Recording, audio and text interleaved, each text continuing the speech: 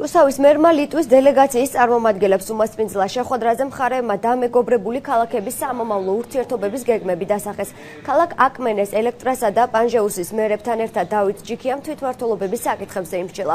კოლეგებმა შეხვედრაზე აღნიშნულ თემასთან დაკავშირებით ერთმანეთს გამოცდილება გაუზიარეს.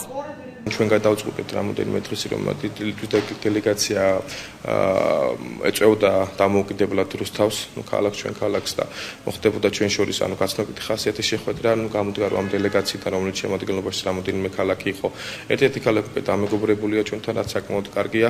ზოგადად მოხდა ინფორმაციების გაცვლა, არსებული სიტუაციების გაცვლა.